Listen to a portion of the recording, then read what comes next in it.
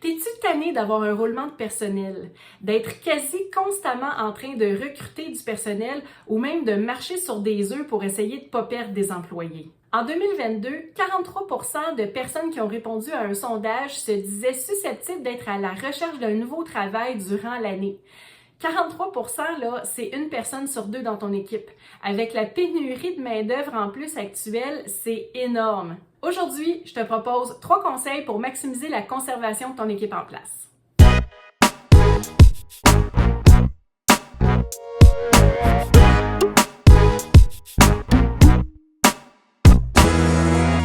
Je m'appelle Julie Massaro et je suis coach en entrepreneuriat en petite enfance. Mon but avec cette vidéo-ci est de t'aider à améliorer la rétention de ton personnel. Oui, c'est sûr que le salaire est important, les avantages aussi, même qu'aujourd'hui on va parler de marketing RH, mais ça prend plus que ça pour qu'une employée souhaite demeurer dans son travail. L'employé doit se sentir bien au travail et dans son travail. Mon premier conseil ici, c'est de faire une petite introspection. Essaye de regarder le plus objectivement possible tes opérations, le fonctionnement à l'intérieur de ta garderie, tes employés. Essaye de voir c'est quoi les lacunes ou qu'est-ce qui manque. Qu'est-ce qui pourrait faire en sorte qu'une employée aurait envie de quitter? Ou qu'est-ce qui fait encore que tes employés démissionnent? Est-ce que premièrement, tu leur as déjà posé la question aux gens qui sont partis?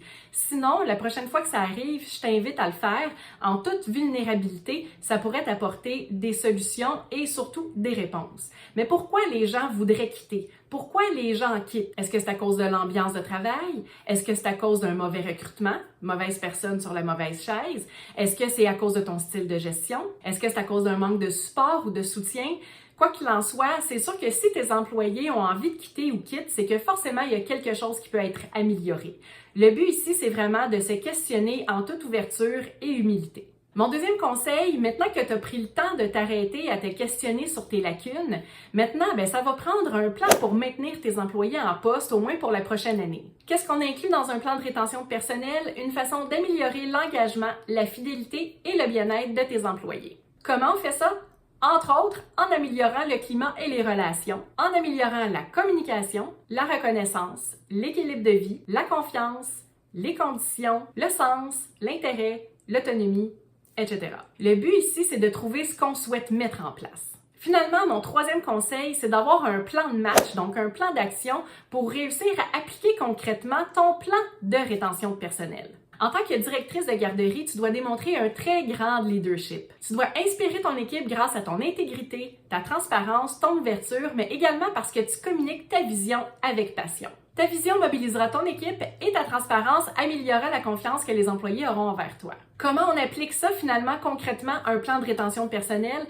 C'est sûr ici que ça va dépendre de ce que tu auras ciblé au point précédent, mais par exemple, tu peux miser sur la formation continue et le développement de ton personnel. Tu peux établir un système de reconnaissance à l'interne. Tu peux offrir des bonus au rendement selon les concours mis en place. Tu peux faire des activités de mobilisation d'équipe. Tu peux offrir plus de support. Tu peux impliquer plus ton équipe, faire plus de réunions, bref, etc. selon ce que tu auras déterminé au point précédent.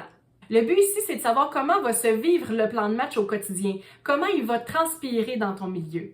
Fait que si je fais un petit résumé, numéro 1, on fait une petite introspection, on se questionne sur nos lacunes, très ouvertement et humblement.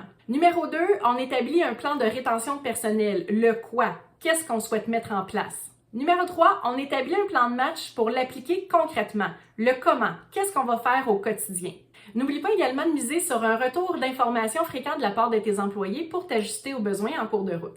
Voilà, j'espère que tu as trouvé de la valeur dans cette vidéo. N'hésite pas à la partager à quelqu'un d'autre qui en aurait besoin.